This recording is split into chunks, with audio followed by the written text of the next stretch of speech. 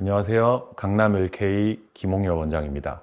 한동안 또 중년분들을 중심으로 한 하안검 성형, 상안검 성형 이런 거 많이 진행해 드렸는데요. 오늘은 학생 눈 성형에 대해서 정리하고 말씀드리는 시간 갖도록 하겠습니다. 정확하게는 이제 학생 쌍꺼풀이라고 하나요? 이제 중고등학생들의 쌍꺼풀에 대한 이야기를 좀 해보려고 합니다. 10년 이상의 시간 동안 눈 성형에만 집중해온 전문인으로서 저도 아이가 둘이 있는 학부형입니다. 그래서 그런 학부모의 입장으로서 학생 성형 가이드를 해보는 시간 갖도록 하겠으니까요. 끝까지 시청해 주시면 많은 도움이 되실 것입니다. 마지막 부분에는 실제로 저에게 쌍꺼풀 수술을 받은 학생들의 사례를 한 5명 정도 준비했습니다. 그래서 그 사례를 중심으로 정리하는 시간도 있으니까요. 꼼꼼히 봐주시면 많은 도움이 되리라 생각됩니다. 그럼 본격적으로 시작해 보겠습니다.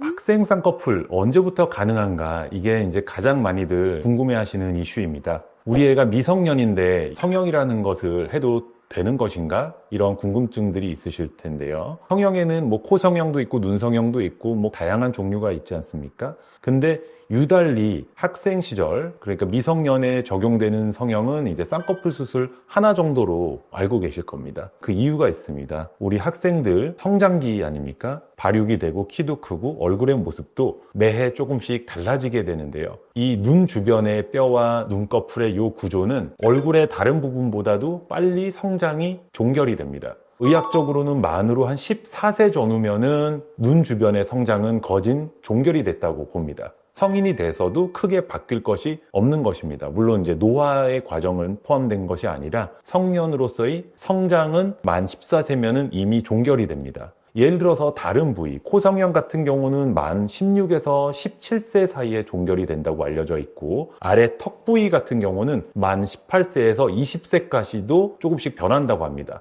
그래서 코 성형이나 얼굴 윤곽 성형 같은 것은 고등학교 졸업 이후 성년이 된 다음에 할 수밖에 없는 것이고요.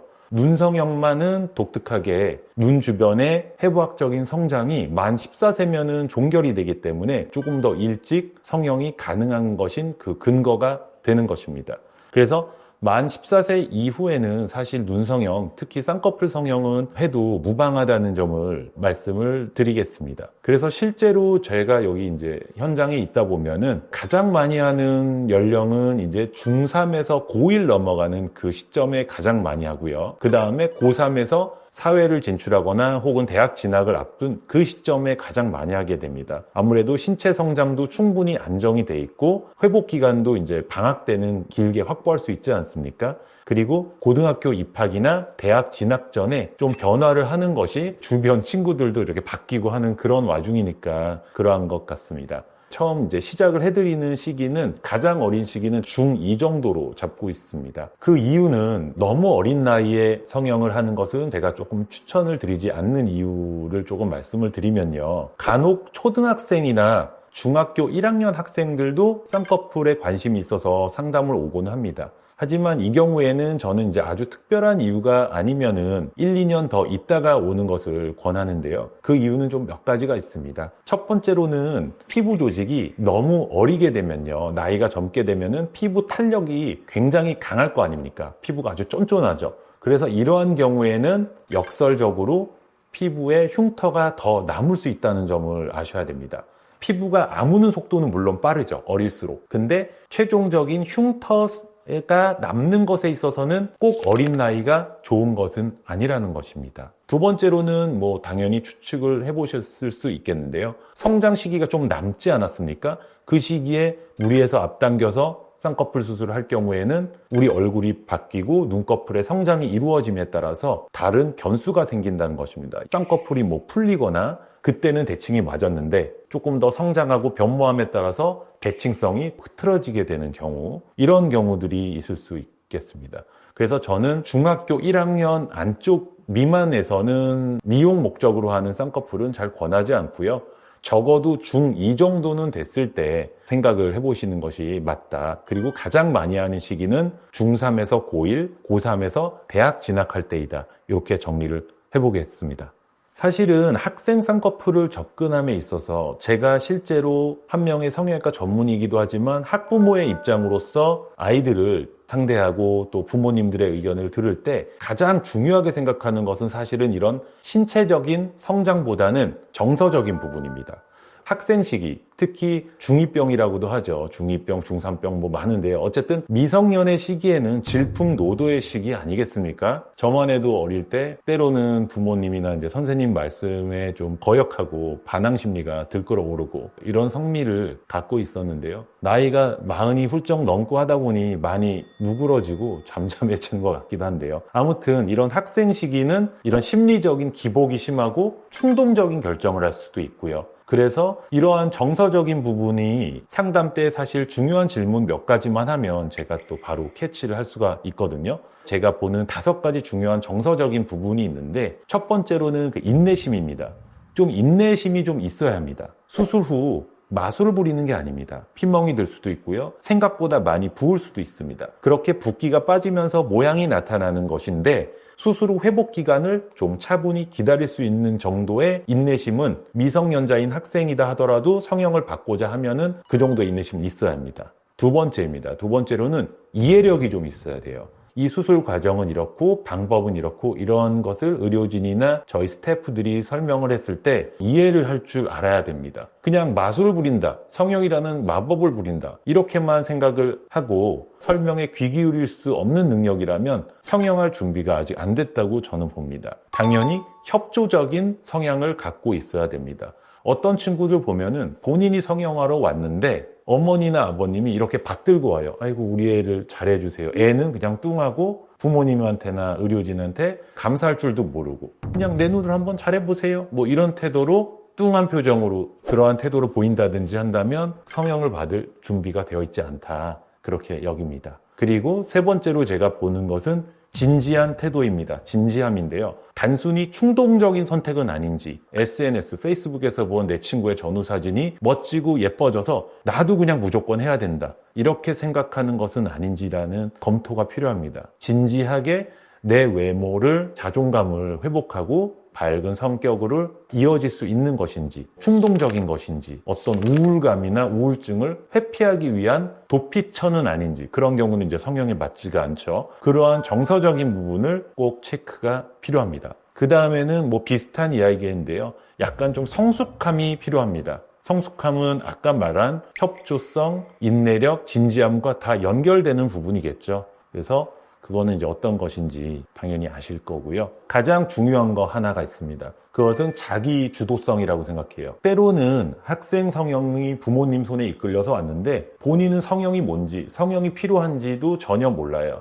심지어는 하고 싶지 않아요. 근데 부모님이 우리의 눈이 졸려 보인다. 우리의 눈이 작아 보인다. 부모님 손에서만 붙들려서 오는 경우입니다. 아무리 미성년이다 하더라도 그 학생 미성년자 본인입니다. 그래서 가장 중요한 것은 부모님의 의지가 아니라 학생 본인의 의지이고 학생 본인이 진지하게 내 외모의 개선을 원해야 됩니다. 당연히 부모님의 동의가 있어야 되고 학생 본인이 자신의 성형과 수술 후 모습을 현실적으로 받아들이고 희망하는 필수 조건이라고 볼 수 있겠습니다. 애는 성형에 대해서 진지하지도 않고 관심도 없으니까 또 의료진의 설명에 귀를 담지도 않는 태도. 사실 좋은 상황이 아니죠. 성형은 결국 본인이 원해서 하는 것이 맞습니다. 학생 쌍꺼풀의 성공률을 높이는 방법은 뭘까요? 바로 쌍꺼풀의 디자인 설정과 수술 방식의 선택에 달렸다. 이렇게 생각합니다. 쌍꺼풀은 같은 쌍꺼풀이다 하더라도 아주 얇아서 떴을 때 잘 보이지 않고 매우 자연스러운 속쌍꺼풀도 있고요. 그 다음에 겉쌍꺼풀이라고 해서 조금 보여지는 쌍꺼풀도 있습니다. 보여지는 겉쌍꺼풀에도 인 아웃라인, 아웃라인, 세미 아웃라인에서 다양한 그 디자인이 있죠. 어쨌든 그 디자인을 고를 때 자기 눈 구조, 눈꺼풀의 피부 두께, 몽고주름의 방향과 모양을 전문가와 상의해서 전문가의 추천을 한번 귀담아 드리는 태도가 일단 중요합니다. 그리고 가급적이면 화려한 쌍꺼풀, 높은 쌍꺼풀보다는 조금 안정적이고 보수적으로 자연스러운 라인을 추천드립니다. 라인을 너무 화려하게 잡거나 높게 잡으면 회복 기간이 그만큼 길어집니다. 부어있는 기간이 길어지니까 학생 시기에 오랫동안 이 붓기 회복에만 집중할 수는 없겠죠. 학업도 있고 본인의 할 일이 많이 있는 시기이니까요. 더 중요하게는 만약에 이제 시간이 오래오래 흘러서 어떻게 회복은 다 되었다 하더라도 학생 시절에 잠깐 원해서 화려하게 했던 쌍꺼풀 선이 자기 눈에는 어울리지 않고 느끼해 보인다든지 부자연스럽게 여겨져서 수정을 원할 수가 있습니다. 교정을 원할 때 문제가 좀 커져요. 높고 화려한 쌍꺼풀을 이미 해버리면 그거에 대한 쌍꺼풀 재수술 수정은 매우 어렵습니다. 쌍꺼풀을 보수적으로 하고 조금 낮게 하고 자연스럽게 한 쌍꺼풀은 키우고 싶다 했을 때 키우는 성형은 상대적으로 훨씬 쉽습니다. 그래서 그 부분을 꼭 아시고 쌍꺼풀의 디자인은 조금 보수적으로 자연스럽게 하시는 것이 후회가 없다. 그 점을 꼭 기억해 주시기 바랍니다. 두 번째 성공 요인은 디자인과 함께 수술 방식입니다. 이 부분은 꼭 짚고 넘어가야 되는데요. 많은 분들이 조금 잘못 알고 계신 게 있습니다. 학생 시절에는 절개법 수술을 하면 안 된다. 매몰법이나 비절개법으로 찝는 성형으로 하는 것이 맞다라는 잘못된 정보들을 많이들 갖고 계시더라고요. 하지만 제가 이전 영상에서 한번 말씀드린 바가 있는데요. 매몰법이 가능한 눈은 따로 있다라는 그 영상을 한번 참고해 보시면 좋을 텐데요. 학생이다 하더라도 그 눈꺼풀에 맞는 성형을 하는 것이 답입니다. 학생이라고 미성년이라고 무조건 매몰법을 적용시켜 맞지 않습니다. 학생의 눈꺼풀이 절개법으로 해야만 하고 절개법이 더 맞는 눈이라면 절개법으로 하는 것이 맞는 그 이유는 너무 간단합니다. 예를 들어서 지방이 많거나 피부 결이 좀 두껍거나 눈 떠올리는 근육의 힘이 약해서 확실한 눈매 교정이 좀 필요하거나 이렇게 절개법에 더 맞는 눈꺼풀을 갖고 있는데 매몰법으로 하면 어떻게 됩니까? 풀리게 되는 겁니다. 그냥 풀리게 돼서 재수술을 또 알아봐야 하는 것이고 재수술 때 결국 그 눈에 맞는 절개법을 권유받을 것입니다. 그래서 그렇게 돌아갈 필요가 없고요. 그 눈에 맞는 수술 방식을 선정하는 것이 좋습니다. 거짓말을 보태지 않고도 몇천 명 단위를 한 것 같은데요. 최근에 수술한 분 5명을 꼽아봤습니다. 그래서 첫 번째 케이스 한번 보시겠습니다. 첫 번째 사례는 중3 여학생으로 제가 기억을 하고요. 수술 전 모습을 보시면 쌍꺼풀 없는 무쌍 눈꺼풀에 조금 얇은 눈꺼풀 피부를 갖고 있습니다. 눈 떠올리는 근육의 힘이 약간 부족한 타입이 됩니다. 그리고 이 사진으로 좀 파악이 되셨는지는 모르겠는데요. 눈 주위의 뼈, 눈둘레 뼈부터 해서 앞면의 비대칭성이 살짝 있어요. 지금 보면은 이 친구의 오른쪽 이쪽 면이 조금 더 폭이 좁고 날카롭게 올라가 있는 걸 볼 수 있고요. 왼쪽 눈, 그러니까 사진상에서의 오른쪽 눈은 조금 더 둥근 눈을 갖고 있습니다. 눈꺼풀 피부 조직이 얇아서 비절개 눈매 교정이라는 수술을 했고요. 한 달 뒤 모습이 되겠습니다. 한 달 뒤는 최종적인 모습은 아닙니다. 약간의 잠붓기가 조금 남아있는 정도의 모습으로 보시면 되겠습니다. 그래서 수술 전과 후 비교해 보실 수 있고요.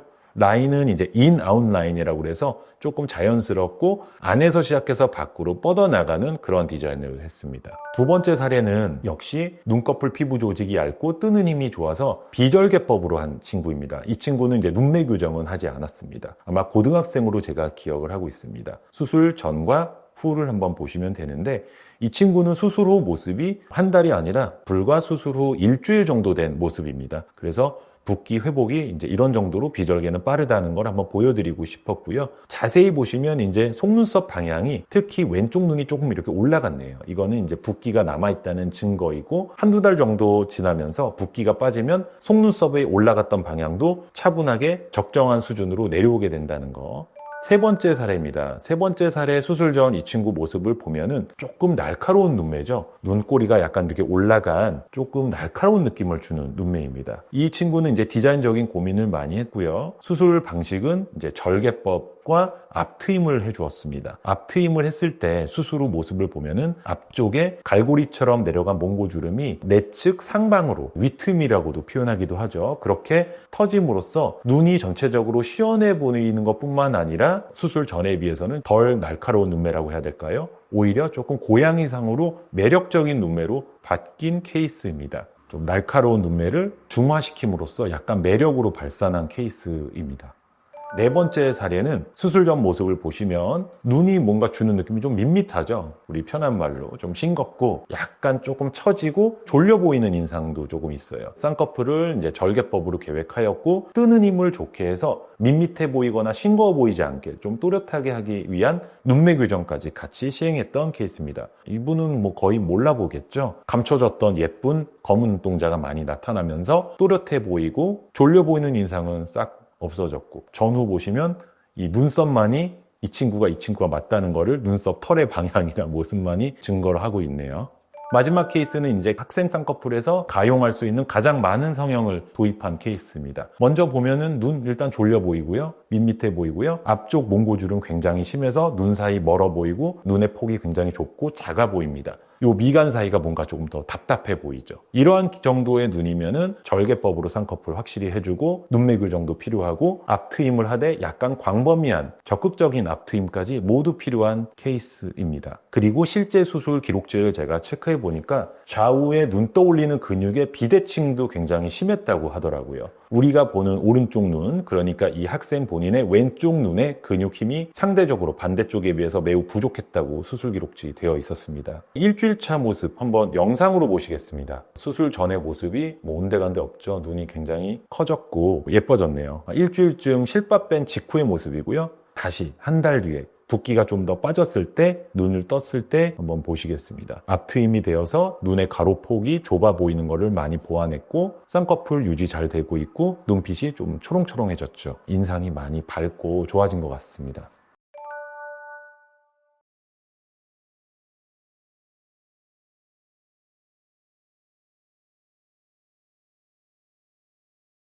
제가 학생 쌍꺼풀을 생각하는 학생 본인이나 보호자님들에게 부탁드리고 싶은 조언이 있습니다. 너무 서두를 거 없다는 겁니다. 조금 늦게 하는 것이 오히려 결과가 더 좋은 경우도 있고요. 신체적으로나 정서적으로 성숙됐을 때 받는 성형이 후회에 없고 성공률이 높다는 점, 그리고 이미 성형을 결심하였으면 눈 성형을 전문으로 하는 저희 전문의의 의견을 조금 경청해 달라고 부탁을 드리고 싶습니다. 성공으로 가는 지름길이 아닌가 싶어서 말입니다. 오늘 영상이 학생 쌍꺼풀을 고민하는 우리 부모님들 그리고 학생 본인들에게 도움이 되었으면 좋겠고요. 최대한 양심적이고 올바른 가이드를 제시하고자 이번 영상 내용을 준비했는데 모쪼록 도움이 되셨으면 좋겠습니다. 끝까지 시청해 주셔서 감사합니다.